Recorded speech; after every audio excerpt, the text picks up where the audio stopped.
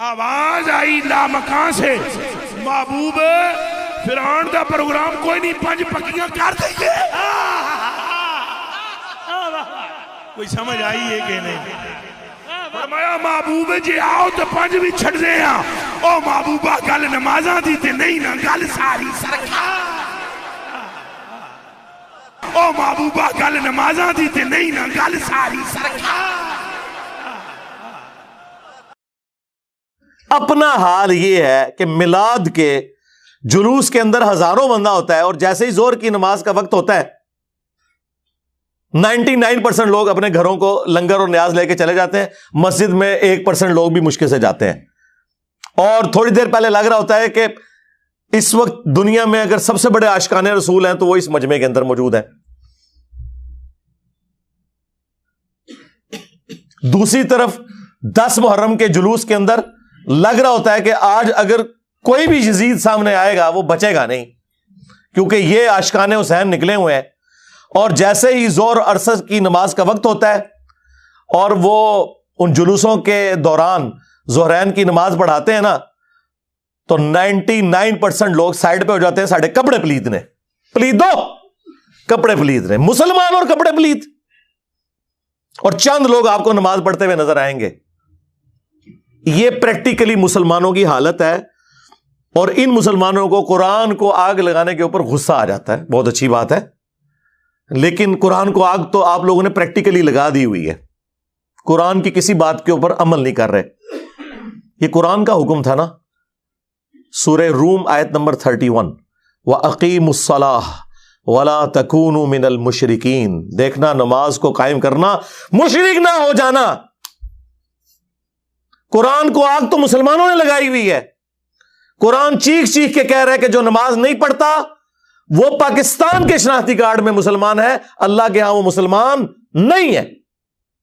صحیح مسلم میں یہ حدیث لکھی رہ گئی 246 کہ بندے کے کفر اور ایمان، شرک اور اسلام کے درمیان فرق کی نماز ہے۔ یہ حدیث مسلم میں ہی لکھی رہ گئی کہ ابن مسعود رضی اللہ تعالیٰ عنہ کہتے ہیں کہ جماعت کے ساتھ نماز پڑھنا یہ سنت خدا ہے، یہ تمہارے نبی کی وہ سنت ہے جو اللہ نے انہیں عطا کی، اگر اسے چھوڑ دو گے تو برباد ہو جاؤ گے۔ رسول اللہ کے زمانے میں اگر کوئی بیمار بھی ہوتا اور 2 بندوں کے سہارے مسجد میں آ کے نماز پڑھ سکتا تو اس کی کوشش ہوتی کہ میں مسجد میں جماعت سے نماز پڑھوں، کہیں مجھے منافق نہ شمار کر لیا جائے۔ جماعت چھوڑنے پر رسول اللہ کے زمانے میں سمجھا جاتا تھا صلی اللہ علیہ وآلہ وسلم کے بندہ منافق ہے۔ صحابہ کرام کو، اہل بیت کو کب معلوم تھا کہ ایسی امت بھی آنے والی ہے جو آپ سے بڑا عشق رسول ہونے کا دعویٰ کرے گی اور نماز ایک نہیں پڑھے گی؟ تو وہ کہتے یار یہ تو بڑا آسان اسلام ہے۔ تو یہ حدیثیں تو مسلم شریف میں لکھی رہ گئیں، پریکٹیکلی کس نے عمل کیا اس کے اوپر؟ یہ حدیث ترمذی میں لکھی رہ گئی کہ ہمارا اور منافقین کا عہد نماز کی بنیاد پہ ہے، جس نے نماز چھوڑی اس نے کفر کیا۔ ہاں، یہ صحابہ کرام علیہم رضوان کا فتویٰ ترمذی میں ہی رہ گیا۔ عبداللہ بن شقیق تابعی کہتے ہیں کہ صحابہ کرام علیہم رضوان تارک الصلاح کے سوا کسی کی تکفیر نہیں کرتے تھے، صرف بے نمازی کو وہ کافر سمجھتے تھے، باقیوں کو وہ تمام غلطیوں کے باوجود مسلمان تصور کرتے تھے۔ اندازہ کریں، یہ ترمذی میں لکھا رہ گیا جناب۔ ہاں، ہم جب چیخ چیخ کے یہ باتیں بیان کرتے ہیں لوگ کہتے ہیں یار یہ کس قسم کی باتیں کر رہے ہیں، یہ کہاں پہ لکھی ہوئی ہیں؟ سرکار کتابوں میں لکھی ہوئی ہیں۔ یہی تو ہم آپ سے کہہ رہے ہیں کہ مرنے سے پہلے اے مسلمان کر لے اس پہ غور، کتابوں کا خدا اور ہے، بابوں کا خدا اور۔ یہ حدیث ابو داؤد میں ہی لکھی رہ گئی کہ بچہ جب 7 سال کا ہو جائے تو اسے نماز کا حکم دو، اور نہ پڑھے 10 سال کی عمر میں اسے سزا بھی دو، اور 10 سال کے بچوں کے بستر بھی الگ کر دو۔ یہ ابو داؤد میں لکھی رہ گئی حدیث۔ عمل کس نے کیا؟ یہ حدیث ابن ماجہ میں لکھی رہ گئی کہ نبی علیہ السلام نے فرمایا اے معاذ، اللہ کے ساتھ شرک نہ کرنا، خواہ تمہارے ٹکڑے ٹکڑے کر دیے جائیں، تمہیں قتل کر دیا جائے، سولی دے دیا جائے، یا آگ میں زندہ جلا دیا جائے، شرک نہ کرنا۔ یہ پہلی نصیحت۔ اسی حدیث میں دوسری نصیحت، نماز نہ چھوڑنا۔ تمہارا اللہ کے ساتھ عہد نماز کی بنیاد پہ ہے. اگر تم نے نماز چھوڑ دی تو اللہ کا ذمہ اٹھ گیا تم سے. اور تیسری چیز فرمایا شراب نہ پینا یہ تمام برائیوں کی جڑ ہے. تو یہ حدیثیں تو لکھی رہ گئی سرکار. یہ حدیث مسند احمد میں ہی لکھی رہ گئی کہ نبی علیہ السلام نے فرمایا کہ نماز قیامت کے دن نمازی کے لیے دلیل، نجات اور نور ہوگی، اور جو نماز نہیں پڑھتا قیامت کے دن نہ اس کے لیے کوئی دلیل ہوگی اللہ کے حضور بچنے کی، نہ نجات اور نہ کوئی روشنی، نور جو پولیس رات سے گزرنے کے لیے قرآن میں آیا نا وہ نور. اور پھر نبی علیہ السلام نے فرمایا کہ بے نمازی کا حشر اسی حدیث میں آتا ہے فرعون، قارون اور حامان اور امیہ ابن خلف کے ساتھ ہوگا. ہاں جی، کچھ بھی ہیں تیرے محبوب کی امت سے ہیں. محبوب تو پہلے ہی بتا گئے ہیں کہ بے نمازی تیرا حشر تو فرعون کے ساتھ ہونا ہے، تیرا حشر قارون کے ساتھ ہونا ہے، امیہ ابن خلف کے ساتھ ہونا ہے. اور یہ تو میں آپ کو صرف ایک بات کر رہا ہوں. اب اگر میں قرآن کی توحید بیان کرنا شروع کروں تو قرآن کے پہلے صفحے کا ٹیسٹ دنیا کے کروڑوں مسلمان پاس نہیں کر سکتے. ایاک نعبد و ایاک نستعین، یہ قرآن میں ہی لکھا رہ گیا. ماشاءاللہ فجر کی نماز میں یہ پڑھ کے نکلتا ہے اور مسجد کے ساتھ جو دربار ہے ریگولرلی حاضری دے کے اس بابے سے بھی مانگ کے گھر آتا ہے. تو کیا نماز تو پڑھی؟ تو مسلمان ہے، تیری ہر نماز کی ہر رکعت میں تو یہ نہ پڑھے تیری نماز ہی نہیں ہوتی. ایاک نعبد و ایاک نستعین، اے اللہ عبادت بھی تیری کریں گے، دعا بھی تجھی سے مانگیں گے، مدد بھی تجھی سے مانگیں گے. یہاں مدد مانا دعا کے ہے، لیکن یہاں مولویوں نے پھر پٹی پڑھا دی. ان کا نہیں جی امی سے روٹی نہ مانگے. اندازہ کریں قرآن کا مذاق اڑا رہے ہیں، حالانکہ انہیں پتا ہے کہ قرآن میں یہ آیت موجود ہے وَتَعَاوَنُوا عَلَى الْبِرِّ وَالتَّقْوَى وَلَا تَعَاوَنُوا عَلَى الْإِثْمِ وَالْعُدْوَانِ، نیکی اور پرہیزگاری کے کاموں میں ایک دوسرے کی مدد کرو اور برائی میں الگ رہو. قرآن نے بتایا ہے کہ اللہ نے دنیا کو اسباب کے ساتھ جوڑا ہوا ہے. یہاں ایاک نستعین میں دعا کے اعتبار سے بتایا جا رہا تھا کہ غیر اللہ سے نہیں کرنی. ظاہری اسباب کا تو قرآن میں حکم ہے، لیکن دیکھ لیں. اور پھر جس شان سے اللہ تعالیٰ نے سورۃ النمل میں ذکر کیا، حیران کن بات آپ کو بتاؤں، اہل تشیع کے ہاں صبح و شام کی دعاؤں میں سنت اذکار میں سورۃ النمل کی آیت نمبر 62 پڑھی جاتی ہے. ترجمہ نہیں کبھی کسی نے پڑھا. اور ہمارے جن اسٹوڈنٹس نے پڑھا جو شیعہ مکتب سے تعلق رکھتے تھے، کیونکہ میں نے اس آیت کو اتنی دفعہ کوٹ کیا، انہوں نے کہا ہم تو یہ صبح شام پڑھتے ہیں. ترجمہ پڑھا تو انہوں نے کہا یار یہ آیت پڑھ کے بھی سب سے زیادہ شرک ہم کر رہے تھے، کیونکہ اس آیت کے اندر کیا لکھا ہے؟ اَمَّن يُجِيبُ الْمُضْطَرَّ إِذَا دَعَاهُ، بھلا بتاؤ کون ہے جو تکلیف میں گھرے ہوئے شخص کی فریاد کو سنتا ہے، وَيَكْشِفُ السُّوءَ، اور اس سے اس کی برائی کو تکلیف کو دور کر دیتا ہے، وَيَجْعَلُكُمْ خُلَفَاءَ الْأَرْضِ، اور تمہیں اگلوں کا خلیفہ کرتا ہے زمین پر، تمہارے ماں باپ کے مرنے کے بعد تمہارے مرنے کے بعد تمہاری اولاد کو. اَإِلَٰهٌ مَّعَ اللَّهِ، کیا اللہ کے ساتھ کوئی اور معبود بھی ہے؟ قَلِيلًا مَّا تَذَكَّرُونَ، لیکن بہت کم ہی تم نصیحت حاصل کرتے ہو. بالکل صدق اللہ العظیم، بہت کم لوگوں نے نصیحت حاصل کی. اس آیت میں کلیئر کٹ لکھا ہے کہ جو اللہ کے سوا کسی اور سے دعا کرتا ہے گویا وہ اسے خدا بنائے ہوئے ہے. یا علی مدد کا مطلب سادہ نہیں ہے، اس کا مطلب ہے کہ آپ نے مولا علی کو اللہ کے مقابلے پر خدا تصور کر لیا. نہیں جی ہم تو انہیں اللہ کا بندہ مانتے ہیں. نہیں جناب، قرآن تو یہ کہتا ہے کہ اللہ کا بندہ مان کے یا بغیر بندہ مان کے. جب تمہارا یہ عقیدہ ہے کہ اللہ کے سوا کوئی تمہاری تکلیف دور کر سکتا ہے، جی پیچھے اللہ ہی ہے. اچھا اللہ پیچھے رکھنے ہنستے؟ یہ دیکھیں حدیث میں لکھا ہوا ہے نماز کا طریقہ. اور نہیں جی ہمارے امام صاحب نے بھی تو وہی کچھ بتایا نا، پیچھے تھے اتنے بھی نبی علیہ السلام نے. نبی علیہ السلام پیچھے رکھنے کے لیے؟ میرے نبی سا ہے ہی کوئی نہیں، تیرے بابے تھے شاہ ہی کوئی نہیں. اللہ پیچھے، رسول پیچھے، آگے تمہارے بابے.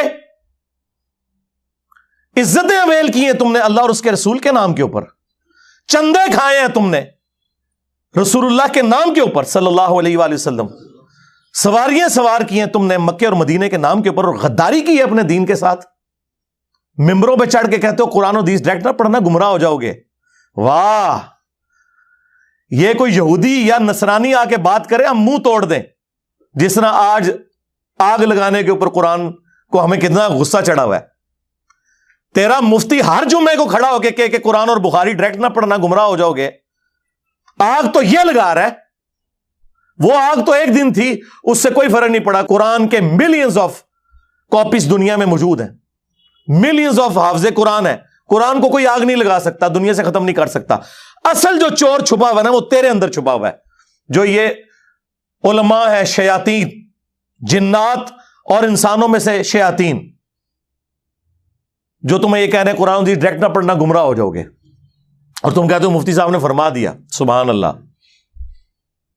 دنیا میں اگر کوئی مفتی صاحب لمبی داڑھی اور پگڑی اور ہاتھ میں تسبیح کے ساتھ آپ کو کوئی 2 نمبر چیز دے دیں، آپ ایک استری خریدنے کے لیے جائیں اپنے کپڑے کرنے کے لیے، اور اس پہ جعلی مور لگا کے وہ بندہ آپ کو وہ استری دے دے، اور آپ کو بعد میں پتہ چل جائے اس نے دھوکہ کیا ہے، تو آپ کیا کہیں گے؟ مفتی صاحب نے فرما دیا استری شریف۔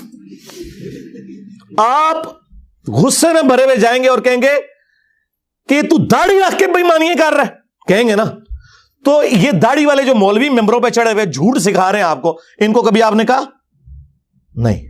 آپ فرق دیکھ لیں، جہاں آپ کی دنیا کا نقصان ہوتا ہے نہ آپ کو مفتی کی داڑھی نظر آتی ہے، ہو سکتا ہے آپ جا کے آگ لگا دیں اس کی داڑھی کوئی، لیکن جہاں آپ کا دین کا نقصان ہو رہا ہے آپ کہتے ہیں مفتی صاحب نے فرما دیا، وہاں لاکھ چیختے رہے کہ یار یہ مفتی صاحب آپ کو اپنے بابوں کا دین بتا رہے ہیں، کتابوں میں دین کچھ اور لکھا ہوا ہے، ٹس سے مس نہیں ہوتے۔ تو یہ قرآن کی توحید کا ٹیسٹ نہیں تھے پاس کر رہے۔ ایک جاہل سے جاہل مسلمان کو بھی یہ بات سمجھ آنی چاہیے کہ بارش کون برساتا ہے؟ اللہ۔ ڈیوٹی کس کی ہے؟ فرشتوں کی۔ کیا ہم بارش فرشتوں سے مانگیں گے یا اللہ سے؟ تو بات ختم ہو گئی۔ جی ڈیوٹیاں لائیاں نے جی بابیاں دیاں، اور چھڑ دے وہ ڈیوٹیاں لائیاں نے، کدھر مر گئے وہ بابے کہ آج ہزاروں ایکڑ کے اوپر یوٹیوب کی جو ہارڈ ڈسک رکھی ہوئی ہے ان کے اوپر رسول اللہ کے خلاف گستاخانہ ویڈیوز رکھی ہوئی ہیں، بابے کدھر مر گئے؟ نگاہ مار کے کیوں نہیں ڈیلیٹ کرواتے؟ اوے بابا جی کہا کرتے تھے نا جی امت مر جائے، امام مالک فرماندے نے کہ حضور دیاں گستاخیاں ہو رہی ہیں اور امت زندہ ہے، بدلہ نہیں لیندی۔ امام مالک فرماندے سن پھر امت زندہ کیوں ہے؟ پھر مر جائے ساری، پھر مر جائے ساری۔ پوری عالم اسلام اس وقت یا تو مر جائے، یا تو مر جائے سارا عالم اسلام، یا پھر حضور کی عزت پر پہرا دے۔ بس 2 باتوں میں سے ایک بات ہے، بس یا سارا اکٹھا ہو کے مر جائے تو یا پھر فرانس کو جواب دے۔ میں نے کہا تھا بابا جی رک جاؤ، صبر کرو، تو آڈے ہوتے کوئی اور شے اللہ نے چھاڑ دیتی ہے۔ امت بعد ہی مرے، پہلے تیرے بابے کیوں نہیں مر جاندے بابیا؟ جنہاں دی ڈیوٹیاں سن غوث کتب ابدال، انہوں نے اپنے نبی کا کلمہ نہیں پڑھا ہوا، وہ کدھر مر گئے؟ جو کل تک اپنے مریدوں کو یوں دیکھ کے تو جلا کے راکھ کر دیتے تھے، آج اتنے بغیرت ہو گئے کہ وہ یوٹیوب سے ویڈیوز نہیں ڈیلیٹ کر سک رہے۔ لے جاؤ اپنے بابے، تو کسی کام میں نہیں نکلے۔ پہلے وہ مرن نا، امت تو بیچاری کچھ کر نہیں سکتی، بابوں کے پاس تو اتنے رائٹس ہیں۔ او بابا لبو جی ڈیوٹی ہے اتنے جتنے ہارڈ ڈسک پہ ہیں اتنے جس غوث دی ڈیوٹی ہے انہوں لبو ذرا، اس سے میں 295 سیل آواں گا۔ امت مر جائے، تیرے بابے نہ مر جڑ، امت مر جائے۔ امت نو تے تسی مس گائیڈ کیتا ہے، شرک میں ڈبو دیا۔ او جی لاہور 1000 سال تو بابا بیٹھے ہے تے پال رہے لوگوں نو، چھڑ دے، آج چندے بند کر دینا گورنمنٹ، کتے پھرن گے دربارہ ہوتے تواڈے، صفائی کرنے والا کوئی نہیں ہوگا، بند کراؤ آج چندے، بابا پال رہا ہے۔ تواڈے چندے دے پلدے نے تے تسی کہتے ہو بابا پال رہا ہے۔ شرم کی کوئی انتہا ہوتی ہے۔ یہ لوگ بات کرتے ہیں جی قرآن جل گیا تو پورے ملک کے اندر ہنگامے کھڑے کیے ہوئے ہیں، قرآن تم لوگوں نے جلایا ہے شرک پھیلا کے۔ ویسے تو کہتے ہو ہم سنی ہیں، सुन्नी वो होगा जो बुखारी मुस्लिम के तरीके के मुताबिक जो रसूलुल्लाह के अहादीस नकल हुई हैं सल्लल्लाहु अलैहि वसल्लम, रुकू में जाते वक्त और रुकू से उठते वक्त रफ़ुल यदैन करेगा? या सुन्नी वो होगा जो अपनी पब्लिक को ये झूठ मशहूर करेगा कि जी बगले च बुत रख के आंदे सन तां रफ़ा यदैन होंदा सी? वाह वाह! जिस शख्सियत के साथियों में सैयदुना उमर, सैयदुना हमजा, सैयदुना अली जैसे दलेर और अल्लाह के शेर हों, उत्थे लोग बुत रख के हुजूर दे पीछे आगे खलोंदे सर। अब गल करने ली करो कोई, सब कुछ झूठ निकलिया तुहाडा। कुरान को आग लग गई, तुसी लाइए कुरान नू आग। आप लोग दुश्मन है इस्लाम के। इससे बड़ी क्या दुश्मनी होगी? जो लोगों को कहता है कुरान और सुन्नत जोड़ो, उसको कहते हैं जी ये लोगों को गुमराह कर रहा है, हमारे बुजुर्गों से हटा रहा है। जी बिल्कुल, एलानिया मैं कहता हूं कि मैं आपके बुजुर्गों से आपकी पब्लिक को हटा रहा हूं, इसलिए नहीं कि अपने साथ जोड़ूं, क्योंकि ना तो मेरी कोई चंदा बुक, ना मेरा कोई मदरसा, हां ना मेरी कोई मस्जिद, चंदे आपको दें, नमाजें आपके पीछे पढ़ें। हम तोड़ रहे इसलिए नहीं है, आपके बुजुर्ग वैसे इसलिए तोड़ते थे कि किसी से तोड़ के अपने साथ जोड़ें। असल में ना इन्होंने यही जुर्म किया, ये समझते हैं दूसरे भी यही कुछ करते हैं। बंदा खुद चोर है ना, दूसरे को ही समझता है। ये आप सही कह रहे हैं, ये ऐसे ही होता रहा है। लेकिन आज जो शख्स आप पे अल्लाह ताला ने मुसल्लत किया है ना, ये शख्स आपके बुजुर्गों से तोड़ के अपने साथ नहीं जोड़ रहा, ये उसके साथ जोड़ रहा है जिसकी कब्र मदीने में है। सल्लल्लाहु अलैहि वसल्लम। सल्लु अला मुहम्मद व आलि मुहम्मद, अल्लाहुम्मा सल्लि अला मुहम्मद व अला आलि मुहम्मद। अन्नबिय्यु औला बिल मुमिनीन मिन अनफुसिहिम व अज़वाजुहु उम्महातुहुम। ये नबी मोमिनीन की जानों से बढ़ के उन पे हक रखते हैं, और नबी की बीवियां उम्मत की माएँ हैं, और नबी उम्मत के रूहानी बाप। हम तो उस शख्सियत के साथ जोड़ रहे हैं जी, तनु अपना अब्बा नहीं लगता। वो तो बेचारे शुरू से ही बापों के मुखालिफ हैं। मैं बाबा नहीं, बहुत सारे हैं। तो पहले बाबियां दा मुखालिफ शैतान होया सी, ओ शैतान दे आप बचिया तू भी बाबे दा ही मुखालिफ है।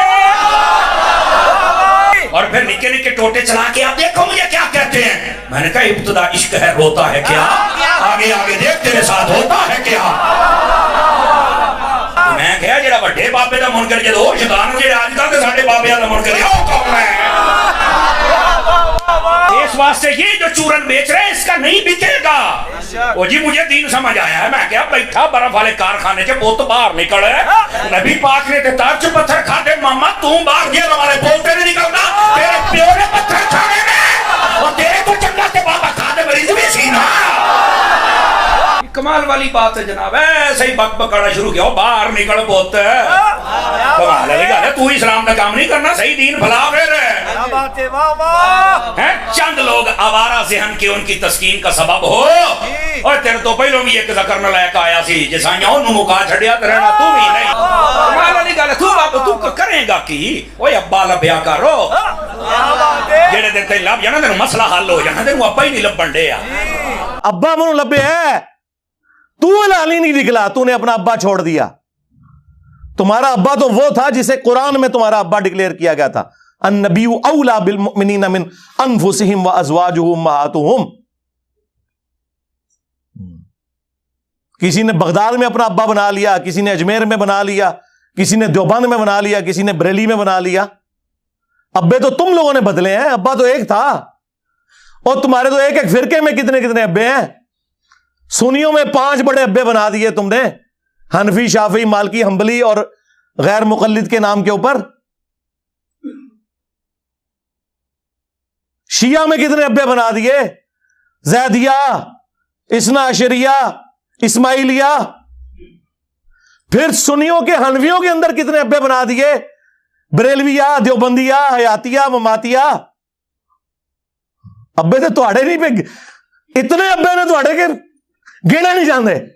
अब्बा ही किसी अब्बा लब ले आया सी। हाँ, तुमने कुरान और सुन्नत के नाम के ऊपर इज्जतें वेल करके अपने बाबों की तालीमात लोगों को सिखाई। तो देख लो पिछले 1200 साल में जितनी इज्जत तुम लोगों ने इकट्ठी की थी ना, उससे ज्यादा मट्टी पलीद हुई है इन 12 सालों के अंदर। 12 सदियां नहीं अल्लाह ताला ने ली हैं मट्टी पलीद करने के लिए। 12 सालों के अंदर आज तुम्हारे बाबों की मीम्स बन रही हैं, हाँ, कार्टून बन रहे हैं, छोटे छोटे बच्चे मजाक उड़ा रहे हैं। वो बच्चे जिनके अब्बे ये वाकया सुन के सुभान अल्लाह कहा करते थे। اور بچے مذاق اڑا رہے ہیں. تو دیکھ لو یہ ذلت اور رسوائی، یہ ہر عروج کو زوال آتا ہے. یہ اللہ کی سنت ہے کہ 300 سال کی فرعونوں کی حکومت ایک ایسے شخص سے گرا دی کہ جس کی زبان میں بھی لکنت تھی، جس کی پرورش بھی اسی گھر میں ہوئی تھی. کون؟ موسیٰ بن عمران علیہ السلام.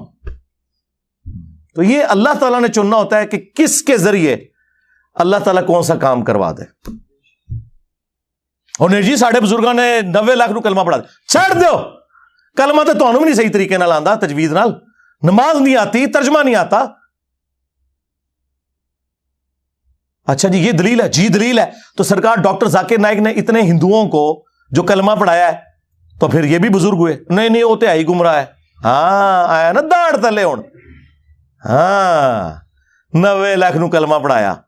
اور تواڈے بابیاں نے تے 90 لاکھ نو کلمہ پڑھایا جدوں 90 لاکھ دی آبادی کوئی نہیں سی. ہوں اپنے بابیاں نو کہو کہ ہوں ایک بندہ ایسا آیا جے جنہیں سارے بابیاں دے مننے والےاں نو انہاں تو تروڑ کے اس شخص سے جوڑ دیا جس کی قبر مدینے میں ہے صلی اللہ علیہ وآلہ وسلم. تے سب تو بڑا بابا آ گیا جے ہوں سامو اینو لو سامو آ گیا جے بابیاں دا بابا. اگر یہی کرائٹیریا ہے تو نہیں وہ اصل میں اللہ تعالیٰ چاہے تو فاسق سے بھی دین کا کام لے سکتا ہے. ہاں بالکل ہمارا بھی یہی عقیدہ ہے کہ بخاری مسلم میں حدیث ہے کہ فاسق سے بھی دین کا کام لیا جا سکتا ہے. لہذا کوئی دھونس نہ لگائے کہ کس نے کس کو کلمہ پڑھایا. آج جرمنی میں کتنے قادیانی ہیں جو کلمہ پڑھا کے غیر مسلمانوں کو اپنے زوم میں مسلمان کر رہے ہیں، حالانکہ وہ مسلمان نہیں قادیانی کر رہے ہیں.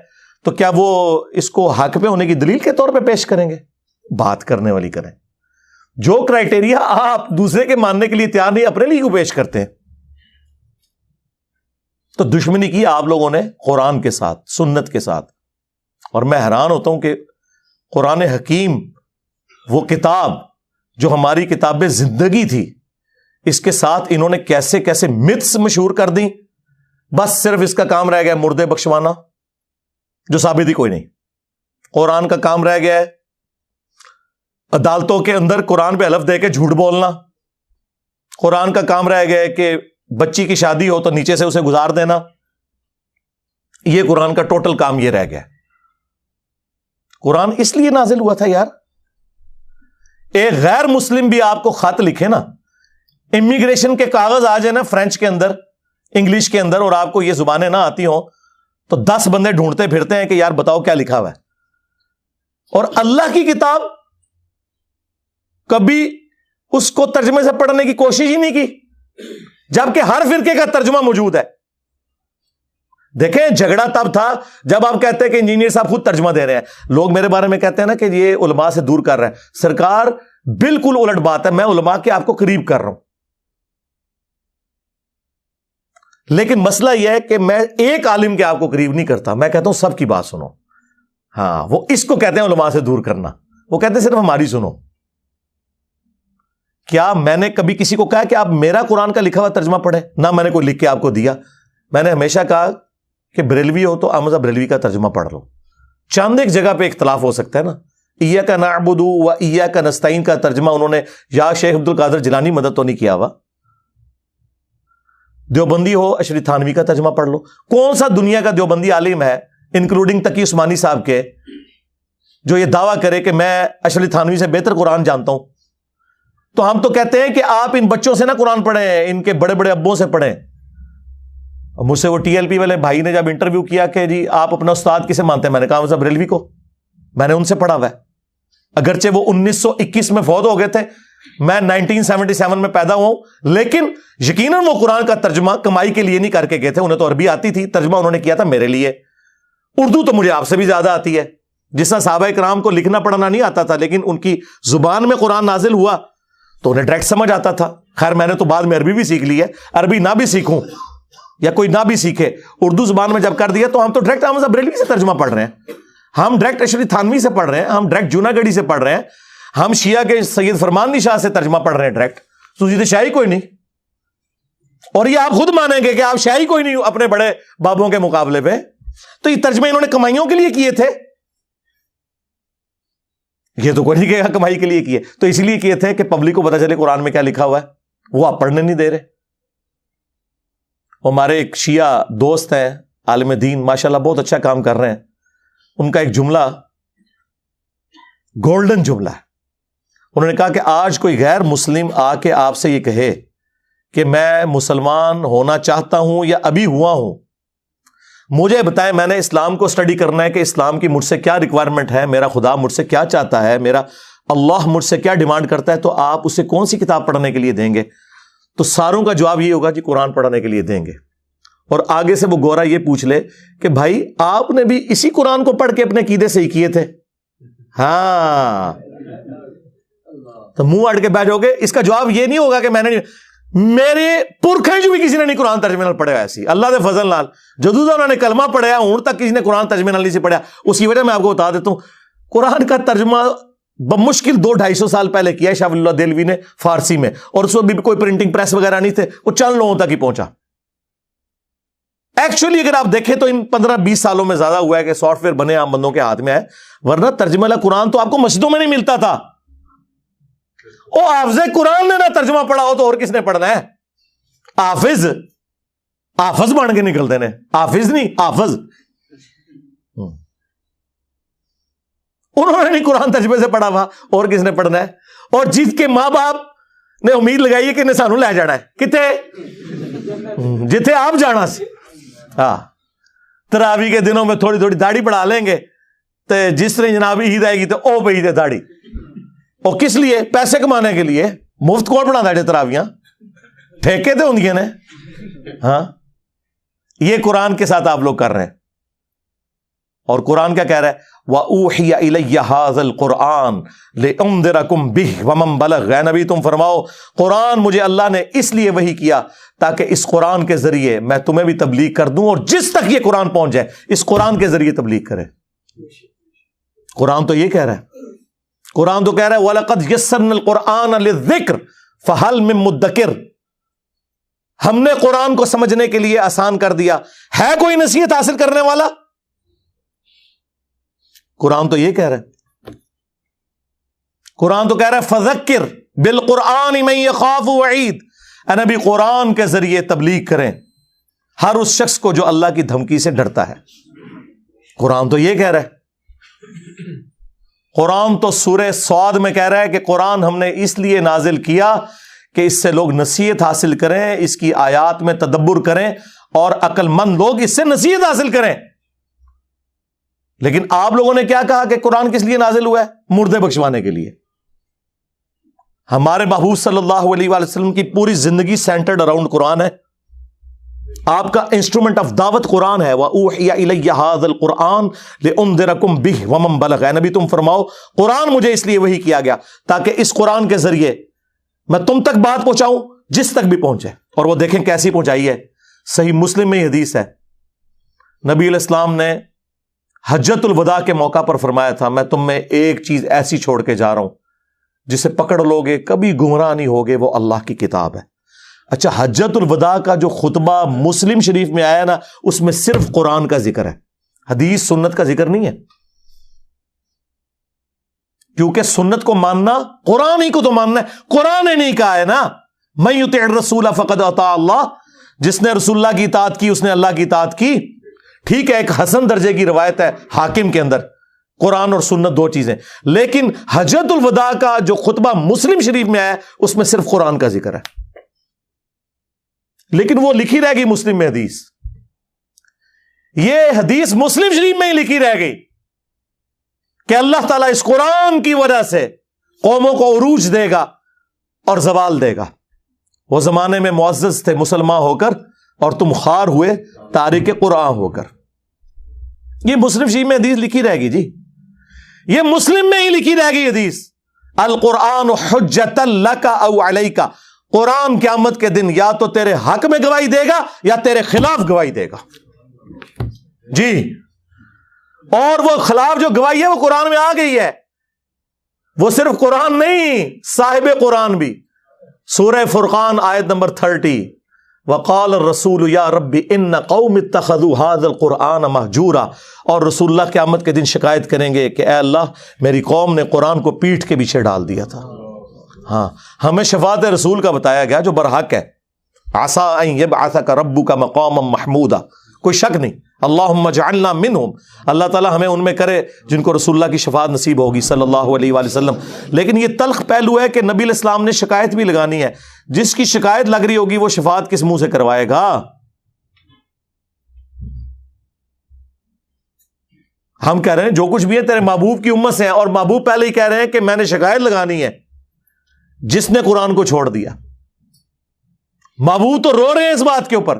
بخاری اور مسلم دونوں میں حدیث ہے, عبداللہ ابن مسعود رضی اللہ تعالیٰ عنہ کہتے ہیں ایک دن نبی علیہ السلام ممبر پہ چڑھے اور میں آڈینس میں نیچے بیٹھا ہوا تھا, تو رسول اللہ نے کہا عبداللہ ہمارے قریب آؤ. میں قریب گیا, کہا عبداللہ ہمیں قرآن سناؤ. ان کا یا رسول اللہ قرآن تو آپ پہ نازل ہوا ہے. آپ نے فرمایا کہ مجھے دوسروں سے سن کے لطف آتا ہے. تو عبداللہ ابن مسعود کہتے ہیں کہ میں قرآن حکیم پڑھنا شروع کیا اور سورہ نساء کی میں نے تلاوت شروع کی. آپ شوق دیکھیں کہ سورہ نساء شروع کی انہوں نے 40 آیات پڑھ دی. نبی علیہ السلام ممبر پہ بیٹھے ہوئے ہیں اور وہ نیچے قرآن تلاوت کر رہے ہیں اور حضور اس کا لطف اٹھا رہے ہیں. اور جب آیت نمبر 41 پہ پہنچے نا, فَكَيْفَ إِذَا جِئْنَا مِن كُلِّ أُمَّةٍ بِشَهِيدٍ, وہ کیسا دردناک وقت ہوگا قیامت کا کہ جب ہم ہر امت میں سے ایک گواہ کو اس امت کے پیغمبر کو اٹھائیں گے. کس لیے؟ کہ بتائے کہ اس نے دعوت کا کام کیا تو اس کے اگینسٹ اس کی امت نے کیسا رسپانس کیا. وَجِئْنَا بِكَ عَلَىٰ هَٰؤُلَاءِ شَهِيدًا, اور اے محبوب صلی اللہ علیہ وآلہ وسلم ہم آپ کو گواہ بنا کر اٹھائیں گے ان کے اوپر جن میں آپ کو مبعوث کیا گیا. بس یہ آیت سننی تھی. امت تو کہتی ہے جو کچھ بھی ہے محبوب کی امت سے ہے, اور محبوب کیا فرما رہے ہیں؟ عبداللہ بس کرو, عبداللہ بس کرو. کہتے ہیں میں نے نگاہ اٹھا کے حضور کی طرف دیکھا تو آپ کی دونوں آنکھوں سے زارو قطار آنسو جاری تھے کہ مجھے اپنی امت کے خلاف قرآن کی اس آیت کے تحت گواہی دینی پڑے گی. حضور اس لیے رو رہے ہیں کہ مجھے گواہی دینی پڑے گی کہ میری امت نے قرآن کو چھوڑ دیا, میرے دین کو پس پش ڈال دیا, اور امت امید لگائی بیٹھی ہے حضور نے شفاعت کرنی ہے. آپ دیکھیں کتنا فرق ہے.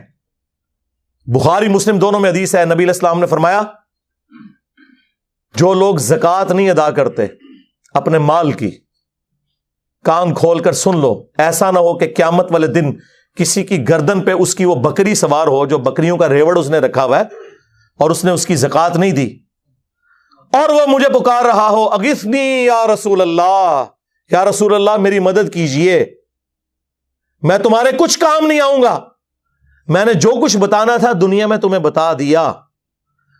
آپ حیران ہوں گے, میٹرک میں جب میں پڑھتا تھا 1992 میں, تو بریلویوں کی ایک جماعت تھی انجمن طلباء اسلام ATI, ان کا جو بیج ہوتا تھا نا اس پہ لکھا ہوتا تھا اغثنی یا رسول اللہ.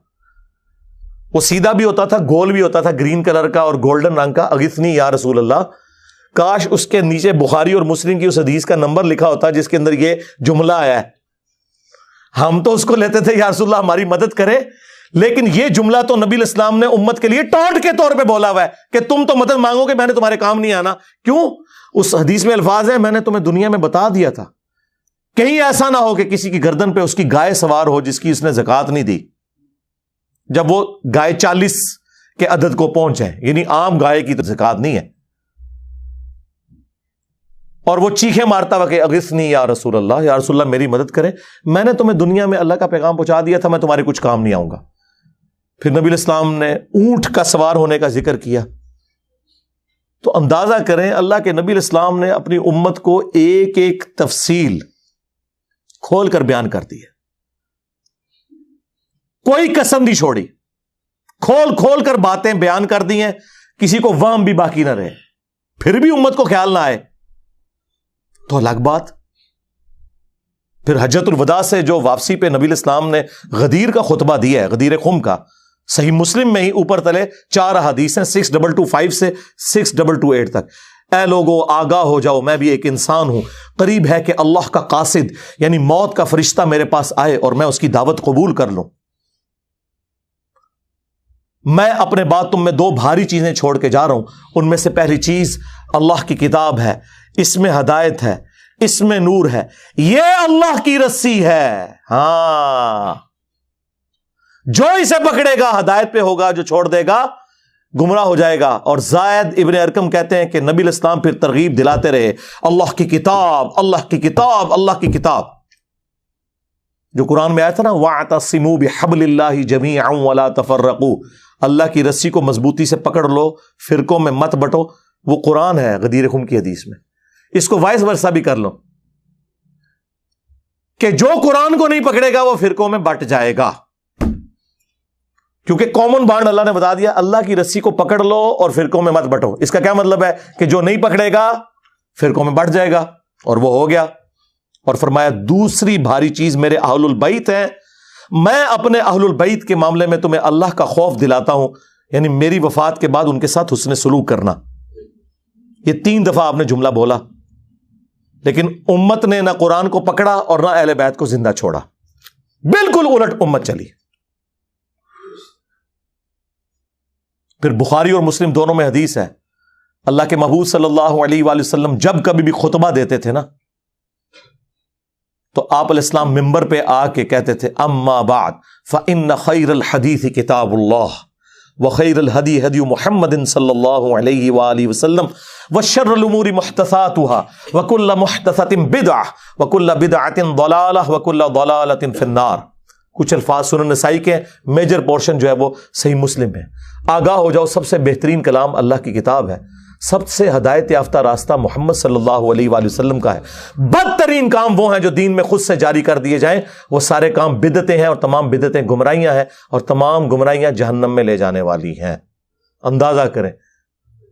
اور بخاری اور مسلم دونوں میں حدیث موجود ہے، عبداللہ ابن ابی اوفا سے کسی نے پوچھا، جو رسول اللہ کی وفات کے بعد 75 ایئرز تک زندہ رہے، 86 ہجری میں فوت ہوئے، کہ بتائیں کہ رسول اللہ نے اپنا وصی کسی کو بنایا تھا؟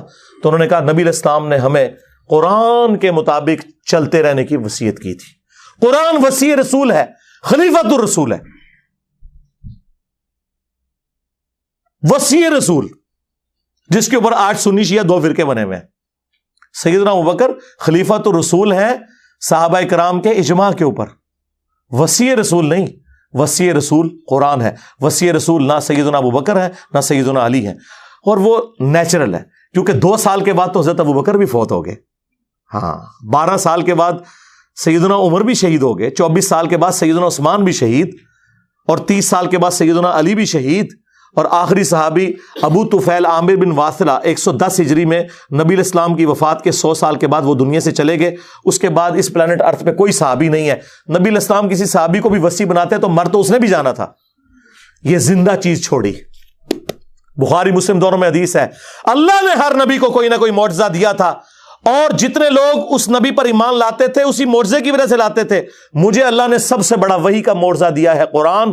میں اللہ سے امید کرتا ہوں سب سے زیادہ میرے امتی ہوں گے جنت میں جانے والے، کیونکہ میرا معجزہ سب سے بڑا ہے قرآن کی وجہ سے. اور بخاری مسلم میں آ گیا کہ جنتیوں کا نصف میری امت سے ہے، قرآن کی وجہ سے. جامعہ ترمذی میں، سنن ابن ماجہ میں حدیث ہے، جنتیوں کی 120 میں سے 80 صفحے میری امت سے، قرآن کی وجہ سے. یعنی قرآن مطلب یہ مردوں کو بخشنے کی وجہ سے نہیں، سرکار عمل کرنے کی وجہ سے. تو نبی علیہ السلام کا وصی،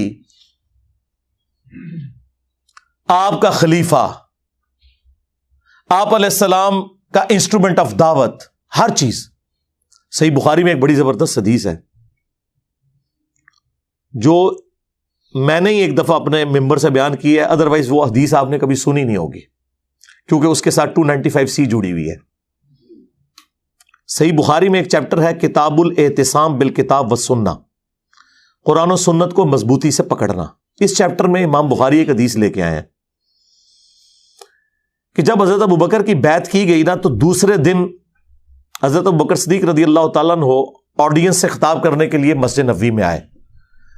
تو ان کے خطاب کرنے سے پہلے حضرت عمر ممبر پہ چڑھے، جس طرح آج کل بھی اسٹیج سیکرٹری کے طور پہ، اور کمال کا خطبہ دیا. 2 جملوں کا خطبہ ہے، وہ بخاری میں آیا ہے، لیکن مولوی نہیں آپ کو بتائے گا. جن کو بتانا چاہیے وہ بھی ڈرتے ہیں بتاتے ہوئے. جن کو نہیں بتانا چاہیے وہ تو نہیں بتائیں گے. حضرت عمر کے الفاظ ہیں کہ دیکھو، یعنی حضور کے غم کی وجہ سے لوگ دکھی تھے. یعنی جس شخصیت کو آپ اپنے ماں باپ اولاد سب سے بڑھ کر عزیز سمجھتے ہیں اور وہ دنیا سے چلی جائے تو صحابہ کرام کی تکلیف کا اندازہ کون کاٹ سکتا ہے. تو سیدنا عمر نے کہا کہ دیکھو، اللہ نے اپنے نبی کے لیے وہ پسند کیا جو اللہ کے پاس تھا، وہ اس سے بہتر تھا جو دنیا میں ہے. وَلَلْآخِرَةُ خَيْرٌ لَكَ مِنَ الْأُولَىٰ، اے نبی تمہارا ہر آنے والا لمحہ گزرے ہوئے سے بہتر ہوگا. کیوں؟ وَرَفَعْنَا لَكَ ذِكْرَكَ، ہم نے آپ کے لیے آپ کا ذکر بلند کر دیا. دنیا میں کوئی لمحہ ایسا نہیں ہے کہ اللہ کے ساتھ رسول اللہ کا نام نہ بولا جاتا ہو اذان کے اندر. اللہم صلی علی محمد وعلی آل محمد. تو حضرت عمر کے الفاظ ہیں کہ اللہ تعالیٰ نے وہ پسند کیا جو تمہارے نبی کے لیے بہتر تھا، لیکن اللہ نے تمہارے لیے تمہارے نبی کے جانے کے بعد وہ کتاب چھوڑ دی ہے جس کتاب کے ذریعے اس نے اپنے نبی کو ہدایت دی تھی. اب یہ بڑا خطرناک جملہ تھا، خطرناک جملہ تھا، خطرناک سے بھی اگلا ورژن. تم بھی اس کتاب کو پکڑو گے تو ہدایت پہ قائم رہو گے. اور پھر اس جملے کو ریپیٹ کیا، اس کتاب کو کہ جس کتاب کو تمہارے نبی کی ہدایت کا ذریعہ بنایا. اچھا، اس کا یہ مطلب نہیں نعوذ باللہ کوئی رسول اللہ گمراہ تھے، نہیں. قرآن میں واضح آیت ہے، ما ضل صاحبکم وما غوا، تمہارے نبی نہ کبھی بہکے ہیں نہ کبھی بہرا چلے ہیں. یہاں پہ بھی ضلہ کا لفظ آیا ہے. یہ کیا ہے جو قرآن حکیم میں اللہ تعالیٰ نے فرمایا ووجدک ضالا فہدی، اے نبی ہم نے آپ کو اپنی محبت میں خود رفتہ پایا اور ہدایت کے بلند ترین مرتبے پر پہنچا دیا. ضال کا مطلب گمراہی بھی ہوتا ہے، ضال کا مطلب کسی کی محبت میں ڈوبنا بھی ہوتا ہے. ان ابانا لفی ضلال مبین، حضرت یعقوب کے بیٹوں نے جو خود صحابی تھے اپنے باپ کے بارے میں کیا کہا تھا کہ ہمارے ابا جان تو یوسف کی محبت میں ڈوب چکے ہیں. اب وہاں ترجمہ فی ضلال مبین کا یہ تو نہیں کرتے کہ ہمارے ابا گمراہ ہو چکے ہیں، وہ تو کافر ہو جاتے اپنے پیغمبر ابے کو کہتے تو نہیں. ووجدک ضالا فہدی، احمد بریلوی نے بالکل صحیح ترجمہ کیا، مولانا مودودی نے بھی صحیح ترجمہ کیا. اپنی محبت میں خود رفتہ پایا اور ہدایت کے اعلیٰ منزل کو پہنچا دیا. یہی مضمون سورہ شورى میں بھی ہے کہ ہم نے اس قرآن کے ذریعے اے نبی آپ کو اس اعلیٰ درجے پر پہنچایا. ما کنت تدری ما الکتاب ولا الایمان، اس قرآن کے نزول سے پہلے آپ نہ کتاب جانتے تھے نہ ایمان کی تفصیلات، بلکہ اللہ نے اس کو ہدایت اور نور کا ذریعہ بنایا. وَإِنَّكَ لَتَهْدِي إِلَىٰ صِرَاطٍ مُسْتَقِيمٍ، اور نبی بے شک اب آپ بھی لوگوں کو ہدایت کی طرف بلاتے ہیں. تو نبی علیہ السلام، وہ میں بتا رہا تھا خطبہ کیوں نہیں لوگ بیان کرتے تھے، اس میں جو حضرت عمر کا جملہ ہے نا کہ اللہ نے اس کتاب کے ذریعے تمہارے نبی کو ہدایت دی، تو اب اس کے لوگ ڈرتے تھے یار یہ تو کہیں گے نبی کو گمراہ مان رہے ہیں. بھائی تم ایکسپلین کرو، ہم نے بھی کر دیا. یہ کبھی بھی خطبہ بیان نہیں ہوا، اور یہ خطبہ صحیح بخاری میں لکھا ہوا ہے. حضرت عمر فاروق رضی اللہ تعالیٰ عنہ نے حضرت ابوبکر کی خلافت اسٹیبلش ہونے کے دوسرے دن خطبہ دیا. کمال کا خطبہ ہے. اور قرآن اتنا سٹرونگ ہے اس حوالے سے کہ بخاری مسلم میں جو حدیث شفاعت ہے، جو نبی علیہ السلام ہماری شفاعت کریں گے انشاءاللہ، اس کے اینڈ پہ آتا ہے کہ نبی علیہ السلام کہتے ہیں جب میں آخری دفعہ جہنم کی طرف جاؤں گا تو داروغہ جہنم مالک علیہ السلام مجھ سے کہیں گے یا رسول اللہ اب آپ کا کوئی امتی بھی دوزخ میں باقی نہیں ہے سوائے اس کے جسے قرآن نے جنت میں جانے سے روک رکھا ہے. قرآن جب روک لے گا نا تو کوئی نہیں بچا سکتا. یہ ویسے شعر ہے، خدا کا پکڑا چھڑائے محمد، محمد کا پکڑا چھڑا کوئی نہیں سکتا. کتنا یہ ظلم کر رہے ہیں، اللہ اور رسول کا مقابلہ کروا رہے ہیں، نعوذ باللہ. اور بخاری مسلم میں لکھا ہے کہ یا رسول اللہ قرآن نے روک لیا ہے، اب آپ کی شفاعت بھی ان کے کام نہیں آئے گی جن کو قرآن نے جنت میں جانے سے روک لیا. اور قرآن نے کن کو روک لیا؟ انہ من یشرک باللہ فقد حرم اللہ علیہ الجنہ ومأواہ النار وما للظالمین من انصار. بے شک جو کوئی بھی اللہ کے ساتھ شرک کرے گا اللہ نے اس پہ جنت حرام کر دی ہے، اس کا ٹھکانہ جہنم ہے، وہاں اس کا کوئی مددگار نہیں ہوگا. قرآن نے جنت حرام کر دی ہوئی ہے. حتیٰ کہ بخاری اور مسلم دونوں میں حدیث ہے اللہ نے ہر نبی کو ایک مقبول دعا دی تھی جو اس نے دنیا ہی میں کر لی، لیکن میں نے اپنی دعا چھپا کے رکھی ہے قیامت کے دن کے لیے، اور میری اس دعا سے میرے ہر امتی کو نفع پہنچے گا سوائے اس شخص کے کہ جس نے دنیا میں اللہ کے ساتھ کسی قسم کا شرک کیا ہوا. شرک is the most sensitive issue in the sight of Allah. اور شرک اور نماز یہ دو سینسٹیو ٹاپکس ہیں. قرآن کی توہین وہی لوگ کر رہے ہیں اصل میں جو قرآن پڑھنے سے روک رہے ہیں، جس کی وجہ سے شرک پھیل رہا ہے، اور نماز سے کوسوں دور ہے کیونکہ انہوں نے قرآن تو پڑھا نہیں. انہیں پتا کیسے چلے کہ قرآن کا مسلمان اور ہے اور پاکستان کا مسلمان اور. ہاں، مرنے سے پہلے اے مسلمان کر لے اس پہ غور. قرآن کا مسلمان اور ہے، پاکستان کا مسلمان اور. ہاں، قرآن کا تو مسلمان یہ ہے وَأَقِيمُوا الصَّلَاةَ وَلَا تَكُونُوا مِنَ الْمُشْرِكِينَ، سورہ روم آیت نمبر 31. دیکھنا نماز کو قائم کرنا، مشرک نہ ہو جانا. اور صحیح مسلم کی حدیث کے بندے کے کفر اور ایمان، شرک اور اسلام کے درمیان فرق نماز ہے. باقی اس پہ تو کافی بولا جا سکتا ہے، میری کئی ایک ویڈیوز ہیں وہ آپ دیکھ سکتے ہیں اس حوالے سے. میں نے یہ موقع غنیمت جانا کہ میں مسلمانوں کے دماغ کے اوپر سٹرائک کروں کہ خدا کے لیے قرآن کو جو آگ لگی اس پہ جو آپ سیکھ پا رہے ہیں، سب سے بڑے تو دشمن آپ لوگ ہیں جو جزدان میں قرآن کو لپیٹ کے. اور دیکھیں جو مہنگے والے قرآن ہوتے ہیں نا ترجمے والے، ان کے اوپر غلاف بھی چڑھا ہوتا ہے تاکہ تصور سے کہ میں اس کو اتنی دفعہ یوں کروں گا وہ کھولے ہی نہ، وہ ادھر ہی پڑھا رہے. بلکہ میں نے تو ریکویسٹ کی ہے کہ پاکستان کے آئین میں جہاں یہ چیز شامل ہے کہ پاکستان میں قرآن غلطیوں سے پاک پرنٹ کیا جائے گا. یہ بہت بڑا جرم ہے، اسی لیے قرآن کے اینڈ پہ لکھا ہوتا ہے کہ اگر کوئی غلطی دیکھیں تو واپس بھیجیں، ہم آپ کو نیا نسخہ دیں گے. پاکستان کے آئین میں یہ چیز بھی داخل کی جائے کہ بغیر ترجمے کے قرآن چھاپنا حرام ہو. یعنی پاکستان کے قانون میں، میں شرعی طور پہ حرام نہیں لفظ استعمال کر رہا، چلے جرم کہہ لیں اس کو. بھئی پاکستان میں کیا تک بنتا ہے جہاں 99.99% لوگ عربی نہیں جانتے ہیں، وہاں عربی والا قرآن صرف پرنٹ کرنا کتنا بڑا ظلم ہے. مولانا مودودی رحمہ اللہ کا ترجمہ پرنٹ کیا ہے ترجمان القرآن والوں نے، وہ بڑا زبردست ہے. ویسے تو آپ دیکھتے ہیں نا اوپر عربی نیچے اردو، انہوں نے پتا کیا کیا ہے، ایک صفحہ پورے کا پورا عربی اور اس کے سامنے والا صفحہ اردو. اگر صرف کسی نے اردو بھی پڑھنا ہے نا وہ پڑھتا جائے. اچھا لوگوں کو یہ فکر پڑ جاتی ہے یار اردو والا پڑھیں گے تو ثواب نہیں ہوگا کیونکہ 10 نیکیاں نہیں ملن گیا. سرکار تو ایک اردو دا صفحہ تو آنے والی نسلوں میں اور گزرے ہوئے بزرگوں کے ہزاروں قرآن پڑھنے سے بہتر ہے جو آپ کو کم از کم شرک سے بچا کے توحید کے اوپر لے آئے گا. دیکھیں نا، اگر توحید ہی نہ ملی تو ایم اے قرآن ختم کرنے کا کیا فائدہ ہویا؟ جو قرآن ختم کر کے بھی تے پھر دعا کہنا جی یا رسول اللہ انظر حالنا، یا شیخ عبد القادر جیلانی شیئن للہ. قرآن کے لیے پڑھ کے دعا ہو رہی ہے اور بیچ میں یہ نہیں کر رہا ہے تو کیا کڑیا تو قرآن چوں. تو خدا کے لیے قرآن ترجمے والا گھر میں بھی کم از کم آپ لوگ تو کریں نا جی. سارے مسلمان اپنے گھروں میں وہ ترجمہ رکھیں جو زبان آپ سمجھتے ہیں، اس کے بغیر آپ صرف عربی والا قرآن نہ رکھیں. اور آج تو ماشاءاللہ جتنی میجر لینگویجز ہیں ان کے اندر قرآن پرنٹ ہو چکے ہیں. سعودی عرب کی گورنمنٹ اس حوالے سے بہت بڑا کام کر رہی ہے. جتنے حاجی جاتے ہیں نا، پہلے تو وہ عمرے والوں کو بھی دیتے تھے لیکن پھر ریسورسز کی وجہ سے ایشو ہوا تو اب صرف حاجیوں کو دیتے ہیں. جو پاکستان، انڈیا، بنگلہ دیش کے ہیں ان کو اردو زبان میں، انڈونیشین ہے تو ان کو انڈونیشین زبان میں، انگلش جاننے والے ہیں ان کو انگلش والا. وہ واپسی پہ ایئرپورٹ پہ وہ ایک فری کاپی دیتے ہیں. میں 2007 میں گیا تھا، مجھے بھی ایک کاپی ملی، میری وائف کو بھی ملی تھی. تو اس حوالے سے وہ بہت کام کر رہے ہیں. چلیں حاج عمرے پہ کوئی نہیں بھی جاتا، یہاں تو یار اپنے گھروں میں تو کم از کم آپ کوشش کریں کہ آپ ترجمے والے قرآن رکھیں.